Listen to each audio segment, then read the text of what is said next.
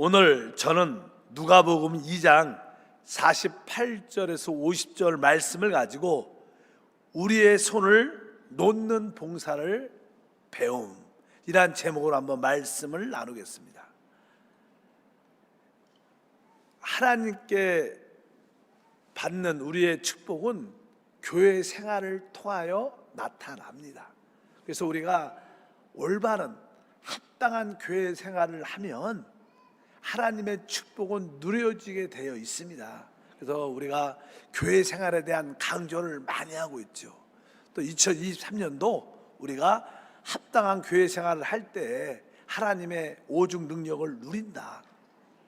한 영을 따라 사는 것이고 내적 생명을 따라 사는 것이고 하나됨을 심써 지키는 것이다. 이런 말씀을 많이 하고 있습니다. 그것은 조금 이렇게 추상적인 말씀 같지만 실제로 쉽게 말하면 우리의 봉사는 사람을 얻어 하나님께 드리는 것입니다. 그것이 바로 교회 생활이고 그것이 하나님의 축복을 누리는 줄 믿습니다. 우리가 사람을 얻으려면 당연하게 그 사람을 영적으로 잉태를 해야 돼요.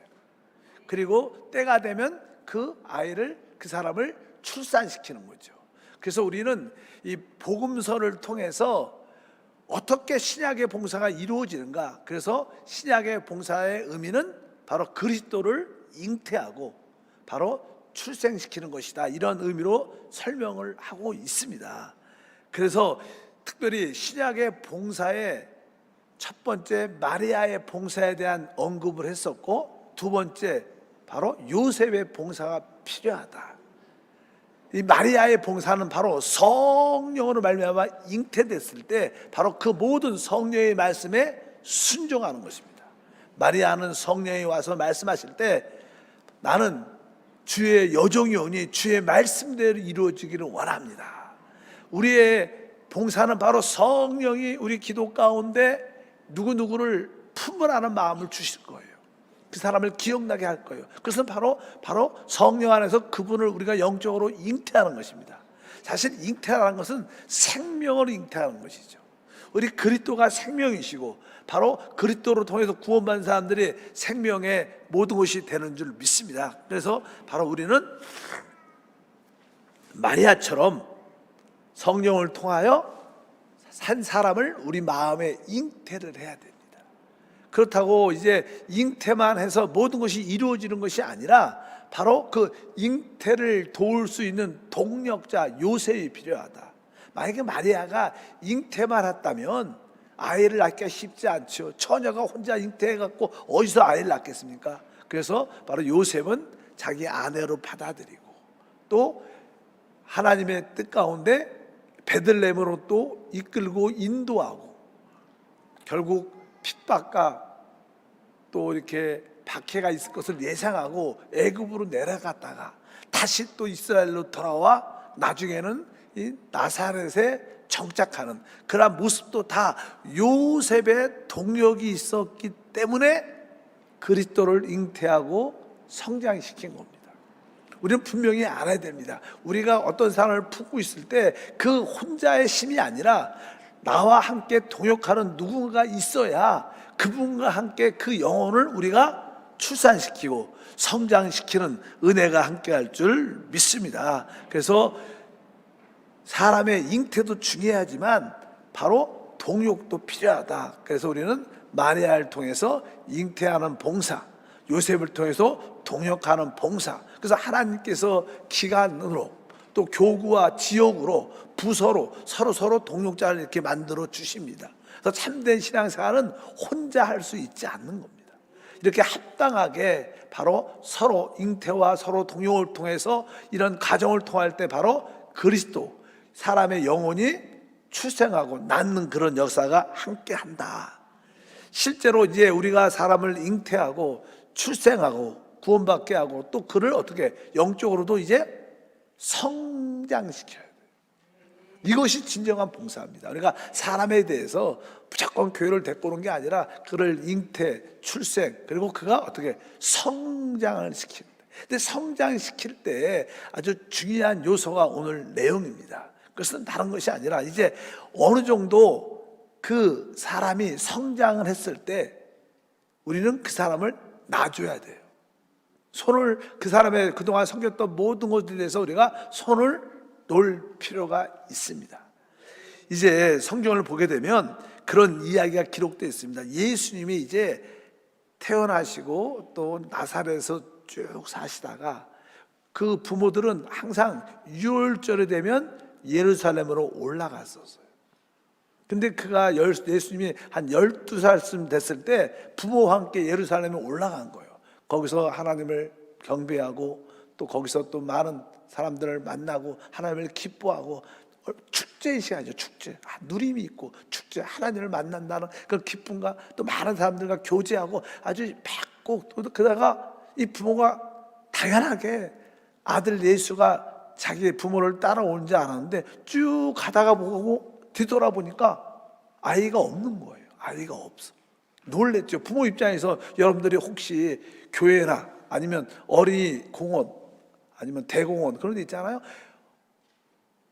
가서 열심히 사람이 얼마나 어린이날 많습니까? 데리고 가서 열심히 했는데 아이가 없는 거야. 잃어버린 거예요. 그러면 당하죠.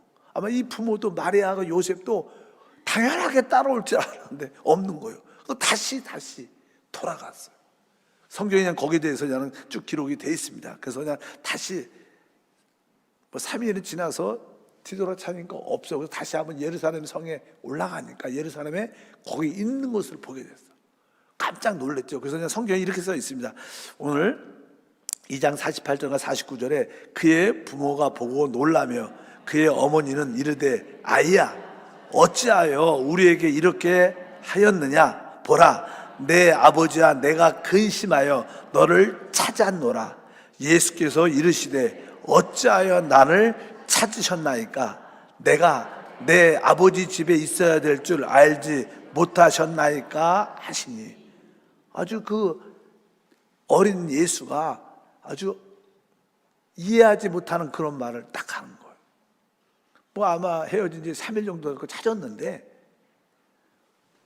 나와 네 아버지가 너 때문에 너무 걱정하고 근심했다. 왜 이렇게 했니? 왜 따라오지 않았냐? 이렇게 말을 한 겁니다. 그러니까 우리 주님이 말씀하시기를 어찌하여 나를 찾으셨나이까? 내가 내 아버지 집에 있어야 될 줄 알지 못합니까? 여기서 내 아버지는 요셉이 아니라 누구예요? 하나님을 말하는 거예요. 내가 하나님의 집에 있어. 내가 하나님의 아들인데 내가 하나님의 집에 있는 것이 당연하지 않겠느냐? 이런 말씀하니까 그 엄마 입장에서 마리아 입장에서 그런 얘기를 딱 들으면 나온 같아. 어저께까지 아까 같이는 내 자식 같은데 딱 그런 얘기를 딱 하니까 낭같이 느껴지는 거예요. 아마 또 우리 예수님도 어머님의 말씀을 순종 잘하다가 그렇게 말한 걸 딱 보면 다른 사람한테 이야기하는 것처럼 말을 딱 하는 거예요. 이제 우리 예수님 뭐예요? 영적으로 다 성장했다는 거예요. 크셨다는 거예요. 그럴 때 이제 우리는 그분을 이렇게 놓아줘야 돼요. 우리가 어떤 사람을 전도했어요. 그래서 그를 한 1, 2년 동안 잘 데리고 지역에서 잘 관리를 잘 했어요. 그리고 아주 어느 정도 영적으로 그냥 성장이 쫙 되면 우리 지역 입장에서 표현하면 이제 그분을 지역장으로 만들어 줘야 되는 거야. 그냥 내가 전도했고 내가 가르쳐 내가 꽉 오랫동안 껴있는 건 썩 아름다운 건 아니에요. 우리가 그것을 배워야 돼요. 여러분들이 앞으로 봉사를 하다 보면 어떤 기관과 부서가 돼갖고 그곳에서 열심히 봉사했어. 이제 틀이 딱 잡혔어. 그러니까 이제는 여러분의 수고와 땀과 사랑이 심겨져 있기 때문에 그곳에서 오래 뿌리를 받고 싶고 그것이 나의 모든 것이라고 생각하니까 그곳에서 나오고 싶지 않아요. 그러면 안 된다는 거. 우리가 이제 이 부서가 어느 정도 안정됐고 내가 없어도 되겠다고 생각하면 그 부서를 내려놓고 또 교회의 다른 연약한 부서나 기관과 교구에서 주님을 섬기는 것이 진짜 봉사라는 거예요. 우리는 그것을 우리가 배워야 될 줄 믿습니다. 사실 이런 일이 몇 번 있어요. 예수님이 이제 요한복음에 보면 가나의 혼인잔치에 초청을 받습니다. 근데 이제 잔치를 막 진행하다가 흥이 뜨거워지 흥이 깊어졌는데 포도주가 모자른 거예요. 그러니까 이제 예수님이 예수님께 마리아가 예수님께 무엇인가 좀 도와달라고 한마디를 합니다. 성경은 이렇게 기록, 요한복음 2장 3절과 4절에 말씀하죠. 포도주가 떨어진지라. 예수의 어머니가 예수께서 이르되 저들에게 포도주가 없다 하니 예수께서 이르시되 여자여 나와 무슨 상관이 있나이까 내 때가 아직 이르지 아니하였나이다. 여기 보니까 4절 뭐라고 써요? 여자요. 아마 우리 마리아가 예수님 포도주가 떨어졌는데 좀 뭔가 도와주셔야 되지 않겠습니까? 그러니까 딱 냉정하게 여자요 이렇게 말하면서 당신과 나와 무슨 상관이 있는가? 지금까지 그 전까지는 내가 당신의 손 아래서 자라고 성장했지만 그런 뜻이에요. 이제 나는 당신 손 안에 벗어났다. 당신 나에 대해서 이렇게 말할 수 있는 그런 권한도 없고 그렇게 말해서도 안 된다. 이렇게 나는 아주 어떻게 보면 차갑게 말하는 거죠. 그렇게 말씀을 합니다. 이것은 다른 것이 아닙니다. 우리가 하나님을 섬길 때 우리가 혈육의 관계, 인간적인 관계를 이끌어가는 건 좋은 게 아니라는 거예요. 그것은 영적인 게 아닙니다. 항상 인간적인 혈육의 관계는 사단이 섞여 있어요. 그래서 하나님은 기뻐하지 않죠. 그래서 육신의 생각은 하나님과 원수가 되고 육신에 있는 자는 하나님을 기쁘시게 할 수 없다. 그러니까 교회 안에서 인간적으로 친한 거는 되게 육신적인 것이고 사단의 요소가 있는 겁니다. 우리는 영적인 교제를 하기 위해서 만나는 거예요. 하나님 나라는 바로 의와 평강과 실학입니다. 영에 속한 거예요. 인간적인 기호와 인간적인 것이 맞으니까 같이 놀러 가고 같이 함께 다니고 이런 것들은 사실 하나님이 기뻐하지 않는 겁니다. 그래서 주님의 모든 사역의 모습은 혈육적인 관계를 확실하게 끊는 거예요. 그래서 아까도 말하잖아요. 주님께서 내가 내 아버지 집에 있어야 할 때 알지 못합니까? 또 여기서 뭐라 그래요? 여자요 나와 무슨 상관이 있는가? 이제 우리가 성장시킨 사람이 여러분들이 섬긴 그 부서가 어느 정도 자리가 왔으면 이제 여러분들은 손을 놔야 되는 거예요. 계속 거기서 붙잡고 관리하고 통제하고 그걸 뭐라 그래요? 기득권이라 그래요. 세상에서도 기득권이라는 건 좋은 게 아닙니다. 우리는 주님을 섬길 때 항상 영의 세로만에서 주님을 섬기는 그러한 모습을 가져야 될 줄 믿습니다. 또 이제 복음서에 보면 또 그런 사건이 기록되어 있죠. 그래서 다른 것이 아니라 예수님이 마지막으로 십자가에 못 박혀 마지막으로 돌아가십니다. 돌아가실 때 보니까 거기에 어머니 마리아와 사랑하는 제자 요한이 그 주님을 바라보고 있는 거예요. 그들을 향해서 주님이 말씀하십니다. 한번 읽어보니까 요한복음 19장 26절과 27절에 예수께서 자기의 어머니와 사랑하는 제자가 곁에 서 있는 걸 보시고 자기 어머니께 말씀하시되 여자여 보소서 아들이니이다 하시고 또 그 제자에게 이르시되 보라 내 어머니라 하신대 그때로부터 그 제자가 자기 집에 모시니라. 이것은 무슨 뜻입니까? 우리 주님께서 그 어머니를 향해서 마리아를 향해서 사도 요한이죠. 사랑하는 그 제자를 향해서 여자요 어머니라고도 안 부르죠. 여자요 보소서 바로 옆에 있는 그 요한이 당신의 아들이다. 주님은 더 이상 마리아의 아들이 아니라는 거예요. 죽으시니까 그런 말도 했지만 그리고 나서 그 제자에게서 네 어머니다 이렇게 하면서 이제 그런 육신적인 관계에 그래서 다시 한번 정확하게 정리하는 거예요. 우리가 하나님을 섬길 때 우리의 모든 봉사는 영의 봉사입니다. 종종 교회 안에서도 이제 종종 어떤 부부가 너무 사랑해갖고 나는 천국에 가서 당신하고 같이 살 거야. 여러분 신랑이 제대로 있는데 그건 바람 피는 거지 거기서 그러면 되십니까? 그러면 안 되는 거예요. 그러니까 그런 인간적인 관념으로 자꾸만 신앙을 가지면 안 되는 거예요. 혈육적인 관계로 가지면 안 되는 거예요. 우리는 영적인 다만 이 땅에서 하나님의 가정을 이루어 주신 것은 바로 영혼 구원과 이 땅에서 누림을 가지라고 주시고 이러한 가정의 최고의 행복이 곧 우리 하나님과의 최고의 누림을 맛보라는 것이지 이 땅에 있는 남편이 나의 영원한 남편이고 여기 있는 자식인데 영원한 자식 이런 개념이 아닌 겁니다. 우리는 다 서로 청직입니다. 이 땅에서 하나님이 누림을 주시라고 맡겨주신 이 땅에 있을 때의 남편과 아내, 자식이고 부모지, 이것을 갖고 다음 시대까지, 영원한 시대까지 끌고 가려는 그런 마음은 진짜 참된 신앙이 아닙니다.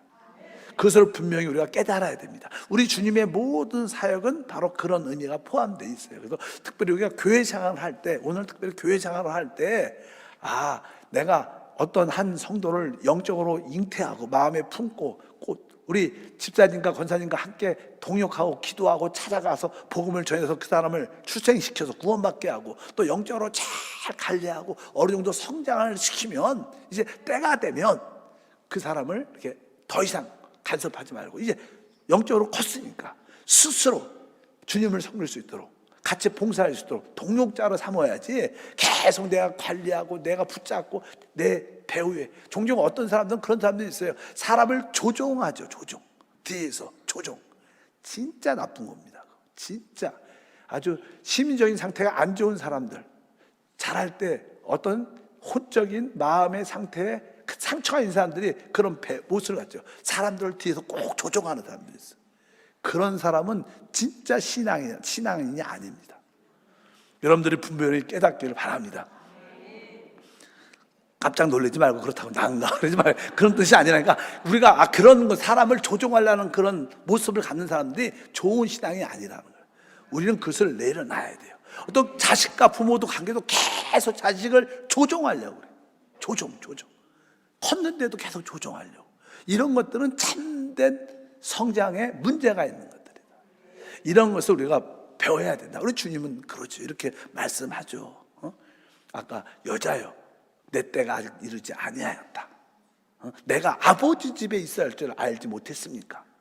또 그 여자여, 당신의 요한을 바라시며 당신의 아들입니다. 이렇게 말하는 것들은 바로 그러한 모습의 기본적인 원칙. 그래서 우리는 하나님을 섬길 때, 교회를 섬길 때 어느 정도 성장이 잘 되면 그 사람이나 그 부서를 좀 내려놔야 돼요. 물론 제가 그런 이야기를 했는데 오해할 수도 있지만, 만약에 내가 성가대를 봉사한다. 성가대 봉사 한 5년 했으면 내가 여성교회 가서도 봉사해봐야 돼요. 또 내가 전도부 가서도 봉사해봐야 돼요. 나는 평생 여기서 하겠다. 그리고 한 몇 군데 갔다가 이제 결국 다시 성가대로 가면 돼요. 그냥 나는 처음부터 끝까지 성가대만 했다. 그것은 그렇게 썩 아름다운 건 아닙니다. 내가 성가대도 해보고 여성교도 해보고 전도부도 하고 무슨 부서도 해보고 하다가 이제 마지막에 다시 한번 성가대로 딱 갈 때, 그때 진짜 우리는 교회 전체를 사랑할 수 있어요. 보통 성가대를 죄송합니다. 성가대, 찬양대 얘기해서 그게 아니라 그 뜻이 아니라 찬양대를 오래 하신 분들은 오직 찬양대에만 관심이 있어. 여성교회 다른 부서에 별로 관심이 없어요. 그것이 밥이 되든 죽이 되든 관심이 없고 오직 나는 찬양대, 오직 찬양대. 이런 것들은 합당한 봉사가 될 수 있지 않다.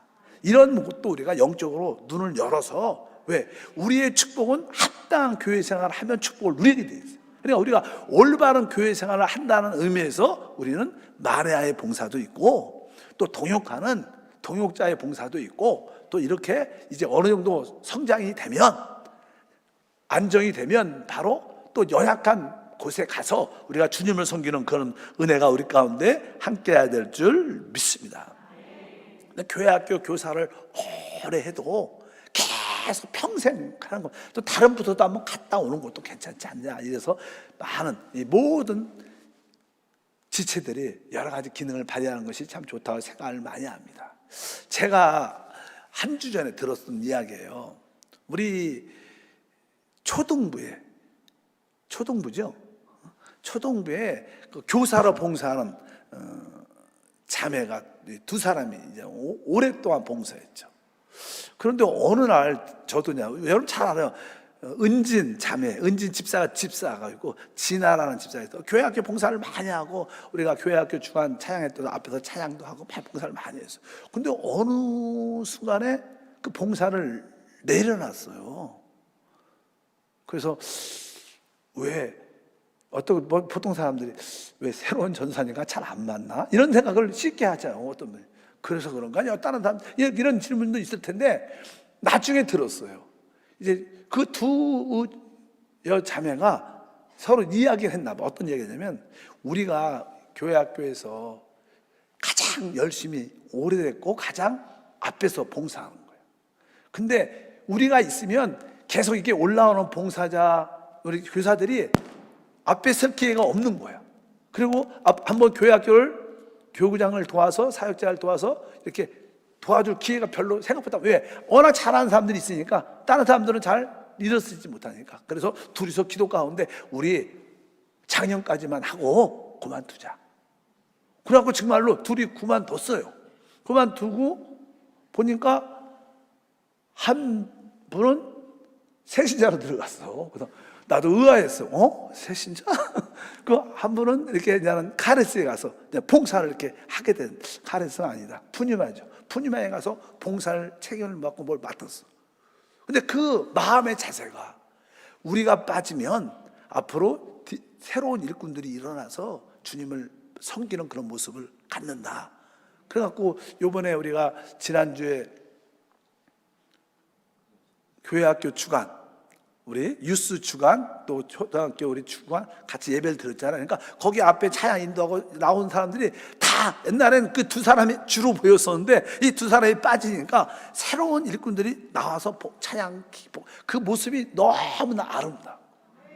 어쩌면 영적으로 그런 의미예요. 우리 그것이 진짜 봉사다. 우리가 어느 정도 이렇게 해놨으면 안정됐으면 다음 일꾼들이 나와서 주님을 섬길 수 있도록 우리는 빠지는 것도 최고의 축복이다. 그런 이렇게 우리 성도님들이 큰 그런 모습을 갖고 주님을 섬기면 교회의 부족함들이 더 채워지고 또 좋은 일꾼들이 더 세워져서 진짜 신약의 봉사가 이루어진다. 이러한 의미로서 우리가 이해하고 그렇게 봉사한다면 거기에 생명의 흐름이 있으니까 하나님의 축복을 우리가 마음껏 어떻게 누릴 수 있는 거다. 보통 사람들은 이런 영적인 시야가 별로 없죠. 그러니까 우리가 이러한 말씀을 통해서 이러한 영적인 시야를 갖는 것이 큰 축복이 될 것이다. 이것을 우리가 분명히 알아야 될 줄 믿습니다. 그래서 우리의 모든 봉사는 바로 그리스도의 몸인 이 교회의 연약한 부분을 우리가 서로 채워나가는 거예요. 내가 잘 그 기능만 발휘하는 게 아니라 또 다른 이들과 함께 동역해서 교회의 부족한 부분을 서로 채워나가서 하나님께 영광을 돌리는 줄 믿습니다. 그래서 바로 오늘 말씀은 우리가 일을 잘할 때, 우리가 어느 나를 통해서 이렇게 안정이 됐을 때 내가 그동안 꽉 이 부서를, 이 교구를, 이 지역을, 이 기간을 꽉 붙잡고 봉사했는데 때가 되면 이렇게 놀 줄 아는, 그것이 진짜 우리의 모든 지체들이 살아나고 회복되는 길이고, 또 이게 놓으면서 나는 또 다른 연약함, 부족한 부분에 가서 또 그 연약함을, 부족함을 채우는 봉사, 이것이 진짜 봉사다. 이런 봉사를 우리 모두가 해야 될 줄 믿습니다. 저 같은 경우에도 조금 이해가 되지 않지만 찌개도 교회를 했어요. 시작을 했죠. 아무도 없을 때. 그러니까 교회가 어느 정도 성장을 하고 아주 제자도 나오고 크게 나름대로 안정됐어요. 그러면 어떻게 보면 그 교회가 말이 좀 이상하지만 나의 교회 이렇게 생각이 들 수 있죠. 나의 교회, 나의 교회. 근데 그런 나의 교회야 내가 했지, 이런 생각이 들면 떠나야 돼요. 그런 생각은 좋은 생각이 아닙니다. 모든 것은 주님의 교회죠. 만약에 내가 봉사를 해서 여러분 지역 식구가 활성화되고 잘 되겠다, 내 지역 그건 나쁜 말은 아니겠지만 그렇다고 내가 그 기득권을 갖고 내가 내 뜻대로 조종하고 이렇게 한다는 것은 다른 사람들의 영적 성장을 방해하는 거예요. 그런 것들이, 그래서 이제 하나님이 때가 되니까 하나님이 내려놔라. 그러니까 저도 그냥 내려놓고 그냥 아무 생각 없이 나오죠. 그리고 또 그냥 구리에 가서도 사역을 하다가 남양주 구리교회 가진교에서 사역을 또 하고, 거기도 이제 처음에 가니까 하나님이 이런 건물이 이렇게 전세로 예배를 드렸다가 이제 그 건물을 사서 다시 예배 초소로 다시 전체적으로 리모델링하고 이제 그거 끝나니까 또 하나님이 또 이렇게 보내고 이렇게 오는 거예요. 항상. 그러니까 항상 우리가 그런 마음을, 내가 여기에서 뿌리를 내리겠다 이런 것이 썩 좋은 건 아니라는 거예요. 교회의 모든 봉사는 서로 일꾼들이 새롭게 올라와야 되고, 그러기 위해서 내가 비켜주기도 하고, 또 아주 부족한 모습이 남들이 가기 싫은 데가 있으면 내가 직접 또 거기 가서 같이 봉사도 하고. 뭐 우리 교회 기관과 부서 중에서 가장 어려운 부서가 뭘까? 뭐 내가 조금 사람들이 조금 꺼려하는 전도부가 있다면, 그럼 내가 뭐 전도부가 더 헌신하자 이렇게 할 수도 있죠. 믿으시면 아멘. 이렇게 다른 부서도 많합니다. 그러니까 여러분들이 그런 의미로서 같이 하는 것도 좋은 것이다. 그래서 바로 주님은 바로 우리에게 그것을 보여주는 겁니다. 바로 12살쯤 됐을 때, 뭐 우리가 아이가 12살이면 이제 어느 정도 크잖아요. 그러니까 그냥 그분 스스로 바로 내가 아버지 집에 있는 것을 알지 못하였으니까 이렇게 했어요. 여자여, 아직 내 때가 되지 않았다. 나는 이제 당신의 손 안에서 이렇게 자지우지하지 않는다. 그동안은 어머니 손 안에서 내가 자라왔지만 이제 영적으로 성장하면 우리는 그것을 낳아줘야 되는 거예요. 이것이 여러분 가정에서도 마찬가지입니다. 여러분 가정에서도 어떤 아내는 남편을 꽉 잡고 우지자지하지, 어떤 남편은 아내를 꽉 잡고 흔들어 힘들게, 또 어떤 부모는 자식을 꽉 잡아갖고 빼도박지도 못하게 그냥 어떻게 보면 불쌍해 애가, 그런 것도 있어요. 그런 모습에 대해서 우리는 아이가 영적으로나 신체적으로 어느 정도 크면 놔줘야 돼요.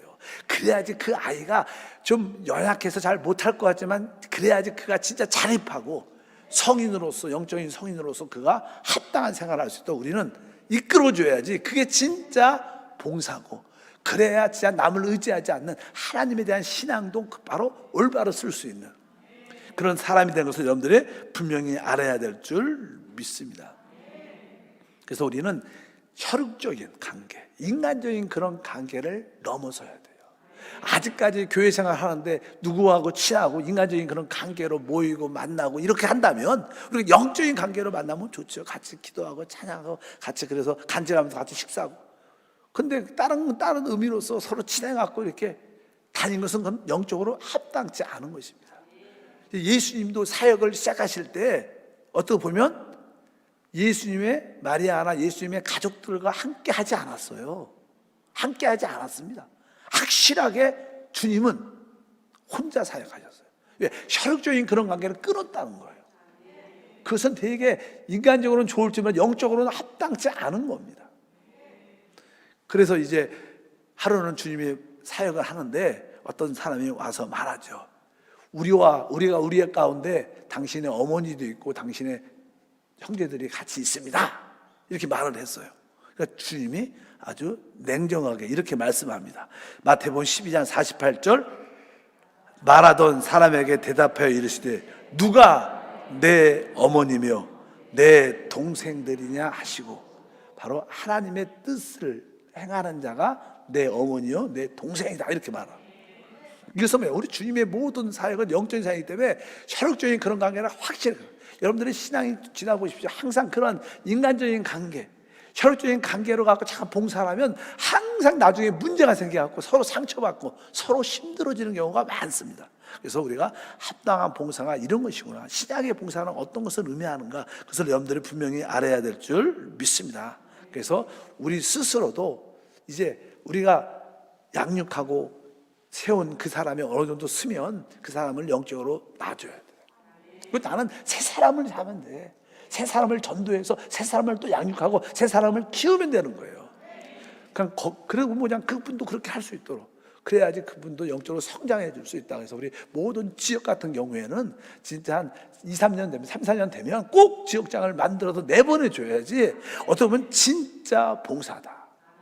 어찌한지 우리가 사람을 마음으로 잉태하고, 또 요번에 우리가 1월 26일 날 나의 VIP를 초청하잖아요. 이제 서로 지역장님과 지역식구들 성도들이 함께 기도하면서 초청해서 그가 할 수 있으면 하나님의 은혜 가운데 교회에도 오고 지역의 교구에 속되면 그분을 한 1, 2년, 3, 4년만 잘 양육하면, 그분이 뭐예요? 1년 동안만 잘 양육하면 그분이 지역장 할 수 있도록 내보내줘서 하나님께 영광 돌릴 수 있도록 우리가 그런 주님을 섬기는 역사가 함께 할 줄 믿습니다.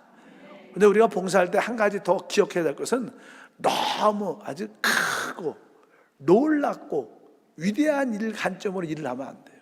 사람들은 원래 좀 이렇게 아주 큰 걸 좋아하고 아주 위대하고 아주 멋진 그런 스타일을 늘 기대합니다. 내가 봉사하면 아주 크게 잘 되고 아주 위대하고 내가 칭찬받고 이런 개념이 많습니다. 근데 우리 예수님은 그렇죠. 예수님의 사역을 보게 되면 항상 어떻게 했어요? 그러려면 당연히 예루살렘에서 태어나야죠. 우리 예수님이 하나님의 왕인데, 근데 그분은 그렇게 베들레헴에서 태어났고 또 애굽으로 나갔다가 다시 이스라엘로 돌아왔지만 이스라엘 돌아와도 아주 나사렛이란, 누가 남들이 말하면 무슨 나사렛에 선한 것이 있을 수 있겠어? 이런 그렇게 보잘것없는 그런 데서 사역을 시작을 하셔요. 그러니까 우리의 사역을 너무 크게 멋지게 하려는 생각을 많이 가져요.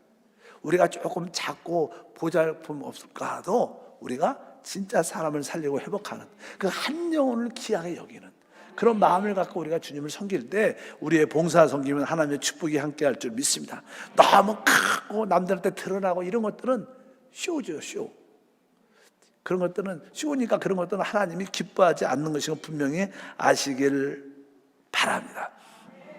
그래서 우리가 주님을 섬기는 것이 외적으로는 그렇게 화려하지 않죠. 우리 한세교회도 어떻게 보면 이렇게 외적으로 그렇게 화려하지 않죠. 그러나 우리 내적으로 뭐예요? 내재한 그리스도로 인하여 어떻게 충만하잖아요. 우리는 외적으로는 보잘없을 모습이 있을지라도 우리 내적으로 하나님으로 충만하기 때문에 거기에 참된 만족이 있습니다. 우리는 내적인 만족이기 때문에 다른 것이 부럽지 않아요. 뭐 큰 교회가 부럽고 뭐 멋진 교회가 부럽고 막 이런 게 부럽지 않습니다. 우리 것은 아니지만 그냥 건물이 이렇게 뭐 남들이 보면 좋은 것처럼 보이죠. 일단은 우리 내적으로는 그래. 내적으로 보면 저도 그런데 별로 관심이 없으니까 이런 큰 성질을 주시지 않았을까 원래. 그러니까 항상 우리가 작고 조금 그렇게 보여도 그것이 진짜 봉사다. 작은 봉사를 하는 사람이 진짜 봉사다. 앞에 늘 나타나서 보이고 잘 남들이 보이는 데서 봉사가 아니라 보이지 않는 작은 데의 봉사도 진짜 신약의 봉사의 주된 모습이다. 이것도 우리가 기억을 해야 될 것이다. 바로 우리가 주님을 섬기는 그런 은혜가 있기를 바랍니다. 여러분에게 마리아의 봉사, 요셉의 동역하는 봉사가 있길 바랍니다. 그리고 오늘 말씀한 것처럼 이제 동역해서 우리가 그 사람을 영적으로 잉태하고 또 구원받게 하고 그걸 영적으로 어느 정도 성장시켰으면 이제 그 사람에 대해서 손을 놔야 돼. 놔줘야 돼. 계속 조종하지 말고 계속 붙잡지 말고 이제 이 사람이 스스로 서서 스스로 주님을 섬길 수 있도록 놔둘 수 있어야지. 놔줄 때 바로 하나님의 역사는 우리 가운데 함께 하실 것을 믿습니다. 그래야 진짜 그리스도를 더 누리게 되고 여러분들이 그걸 놔줄 때 또 하나님이 또 새로운 사람을 또 얻게 하셔서 또 새로운 사람과 함께 아주 기쁨으로 여러분들의 아이를 이렇게 5살, 6살까지 키운 다음에 또 뒤늦게 한 5년 있다가 또 아이를 한번 낳아봐요. 그 기쁨은 또 다른 거예요. 5년 전에 낳았을 때하고 또 지금 낳은 아이는 얼마나 사랑스럽고 이쁜데. 그래서 여러분들이 그러한 은혜로 주님을 섬기길 바랍니다. 이것이 뭐예요? 신약의 봉사고 이것이 사람을 얻어 하나님께 드리는 봉사입니다. 이런 그림이 있기를 축복합니다. 하나님 아버지 감사합니다. 우리는 신약 안에서 참된 봉사를 배우기를 원합니다. 주여 사람을 얻어 하나님께 드리는 길을 배우고 체험하고 누리게 도와 주시고 사람을 얻고 하나님께 드릴 수 있도록 우리가 사람을 먼저 우리 마음에 잉태하고 또 우리 성도들과 함께 서로 동역함으로 그 사람을 출산시키고 또 그들을 이제 잘 성장시켜서 이제 그들이 스스로 쓸 때 그들을 놓아주는 그들을 손에서 놓는 봉사를 배우게 하사 참된 생명의 역사를 보게 하옵소서. 주 예수 이름으로 기도합나이다.